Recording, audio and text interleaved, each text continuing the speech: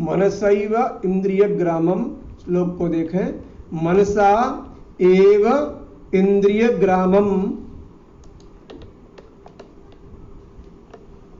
इसका संधि विच्छेद किया, मनसा और एव का सैव मनसैव हुआ, आ और ई का ए हो गया गुण, यहां वृद्धि हुई, यहां गुण, इंद्रिय ग्रामम पृथक किया, विनियम्य, वि उपसर्गः नि उपसर्गः यम,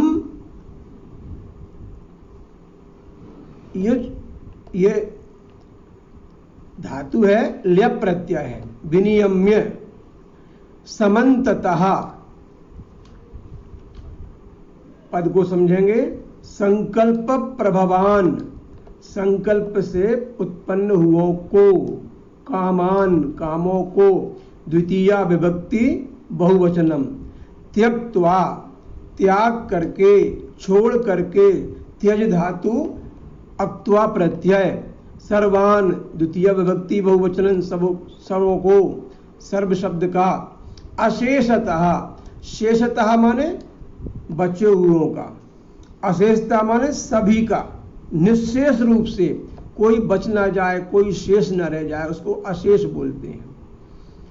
मनसा, मनस शब्दस्य तृतीया विभक्ति एक वचनम, मनसा, एव इंद्रिय ग्रामम, इंद्रिय ग्राम अर्थात इंद्रियों का जो क्षेत्र है, जो स्थान है, इसको ग्राम अर्थात समूह बोलते हैं। ग्राम की जो परंपरा थी, यह महाराज पृथु, भागवत जी में आख्यान है, भागवत महापुराण में, तो जब महाराजा पृथु हुए थे, उन महाराजा पृथु ने ही ये ग्राम्य परंपरा का आरंभ किया था। उसके पहले व्यक्तिगत रूप से पृथक पृथक निवास बनाकर सब लोग रहते थे।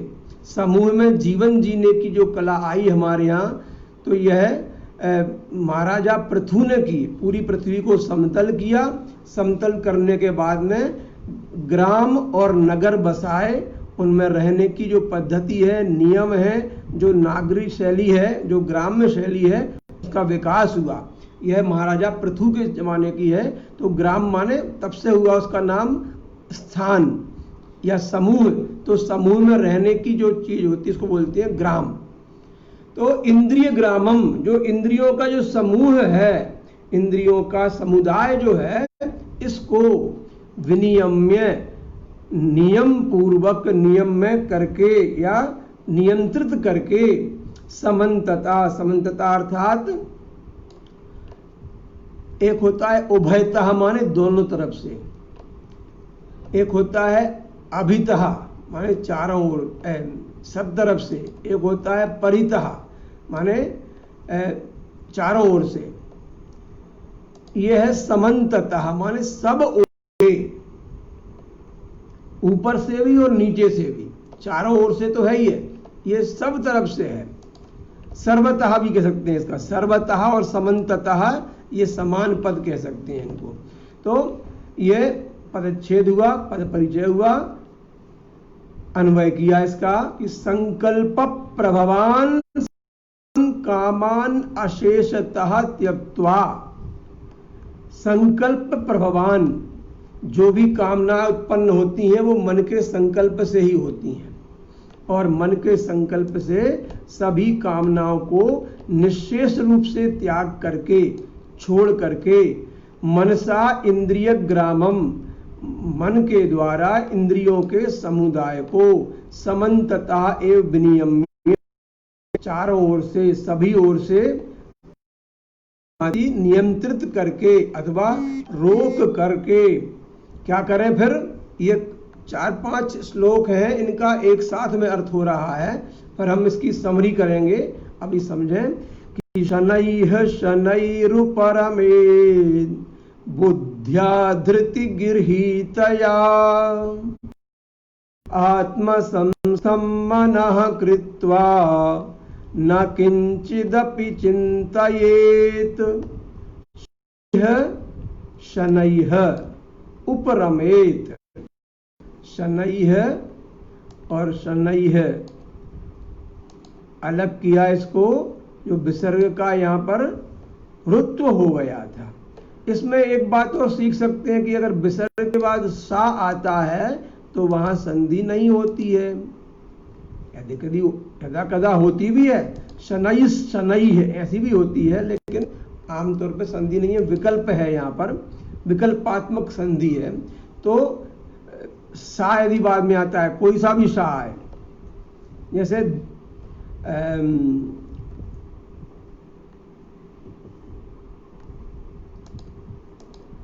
तो शनई है उपरमेत। उपरमेत माने उपराम करे, उससे विराम करे, उससे दूर हो।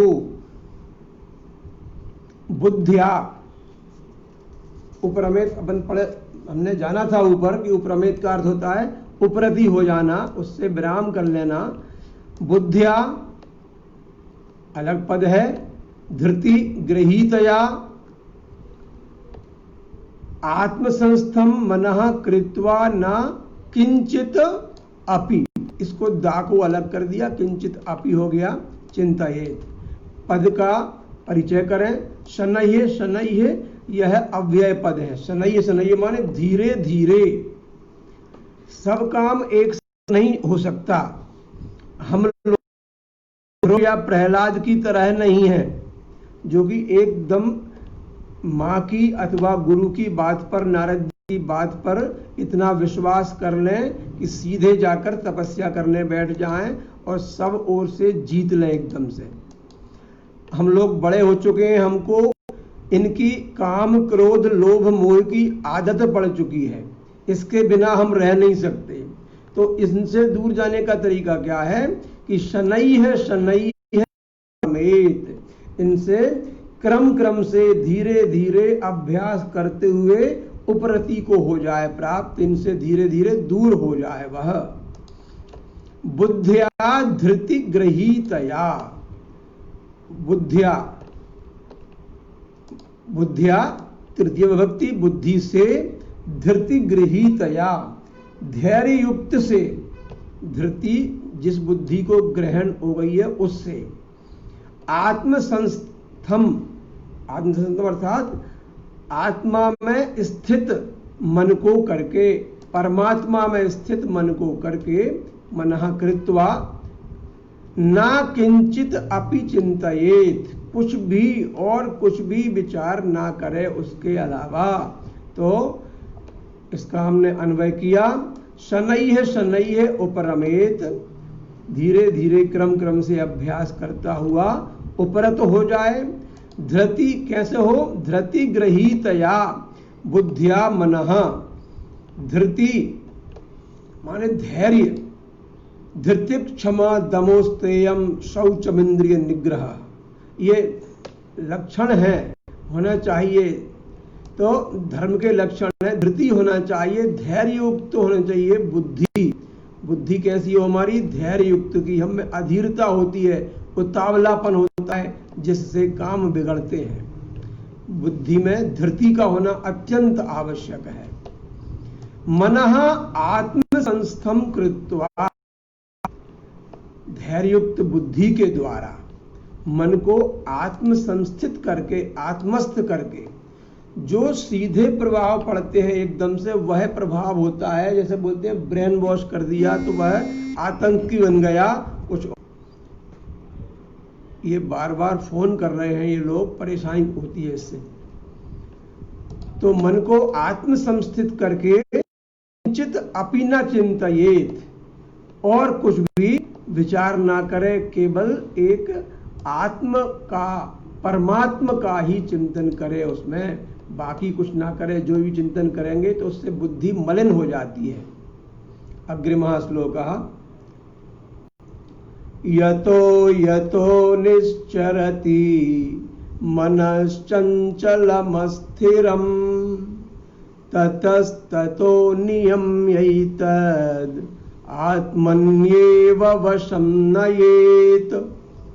यतो यतो निश्चरति मनश्चंचलम स्थिरम, यतः यतः माने जैसे जैसे, बहुत ही अच्छी बात है, मन की बात आ रही है, मन को नियंत्रण करने की। यह 6ठ अध्याय आत्म संयम योग के नाम से कहा गया है। अपने ऊपर नियंत्रण करना बहुत आवश्यक है। तो इस आत्म संयम योग नामक 6ठ अध्याय का अध्ययन, चिंतन, मनन, इसका अभ्यास अत्यंत आवश्यक है और आगे के श्लोक जितने आ रहे हैं वह बहुत महत्वपूर्ण हैं। तो यतो कैसी स्थिति होती है? ये सबके मनों की स्थितियां हैं, किसी एक व्यक्ति की स्थिति नहीं है। सभी सांसारिक प्राणी जो हैं उन सब के मनों की स्थितियां हैं। तो यतो निश्चरति, यतः संधि विच्छेद किया तो यतः निश्चरति मनः चंचलम अस्थिरम, ये मनस चंचलम अस्थिरम का संधि विच्छेद किया, विसर्ग का हुआ था क्योंकि ये चा है आगे। यदि विसर्गात परे चा छा अस्ति तो सत्व हो, वही तालव्य बन जाता है। जो उच्चारण स्थान होते हैं शब्दों के, उन उच्चारण स्थानोकरण जो है का नाम तालुहु। तो इस चा के और तालव्य शा का उच्चारण स्थान समान है, अर्थात वर्ण तथा सावर्ण संज्ञा हो जाती है उनकी। तो सवर्ण होने से उनको पास पास विसर्ग के स्थान पर यहाँ पर तालव्य शाक बन जाता है। तो संधि हुई है सुचित संधि, चंचलम अस्थिरम, चंचलम और अस्थिरम का पद विच्छेद किया। ततस्ततो, ततः ततः, ततस यहां पर इसलिए किया कि आगे ता था तो ये दंत सा आया, वही संधि है इसमें भी। सत्व हुआ है और ततो हुआ क्योंकि आगे ये पंचम तृतीय चतुर्थ पंचम वर्ण हो आगे अथवा अंतस हो तो विसर्ग का उत्त होकर ओ हो जाता है। ततो नियम्य एतत, ये बड़ा शब्द है, कहां से थोड़े देखना पड़ेगा कि नियम के आ और ए को मिलकर यहाँ पर यह दीर्घत्व हो गया, वृद्धि हो गई थी। तो इस वृद्धि को हमने विग्रह किया। तो नियम्य एतत आत्मनि, एतद आत्मनि का एतत आत्मनि एव ई और ए का यण संधि हुई थी उसका विच्छेद किया। वशम नयेत, बस में ले जाए उसको। तो यतः निश्चरति मनः चंचलम अस्थिरम, ततः ततः नियम्य एतत् आत्मनि एव वशम नयेत। एतत् मनः चंचलम अस्ति, एतत् मनः अस्थिरम अस्ति, यह मन स्थिर नहीं रहने वाला है और चंचल है। कैसा है कि यतः निश्चरति, जिस के विषय में विचरता है संसार में, ततः नियम्य, को विषयों में जाने का स्वभाव है। एक मिनट भी व्यक्ति शांत चित्त से नहीं बैठ सकता, वह करना है उसको। जैसे जैसे उसको हम रोकेंगे इंद्रियों के विषयों से, ततः नियम्य, वैसे वैसे नियम में आकर वह परमात्मा में स्थित हो जाएगा। और उसको ऐसा करना चाहिए, यही करेंगे तभी हमारा यह मन नियंत्रण में होकर परमात्म ज्ञान के लिए आगे बढ़ेगा। इसके लिए आज इतना ही होगा, समय समाप्त होने को है। श्रीमद् भगवद गीता के 18वें अध्याय का अंतिम श्लोक निकालिए और उसको पढ़ते हैं, पर समापन करते हैं। यत्र योगेश्वरः कृष्णो यत्र पार्थो धनुर्धरः तत्र श्रीर्विजयो भूतिर्ध्रुवा नीतिर्मतिर्मम। हरिः ओम तत्सत्, हरिः ओम तत्सत्, हरिः ओम तत्सत्। जय श्री कृष्ण। कल फिर मिलेंगे।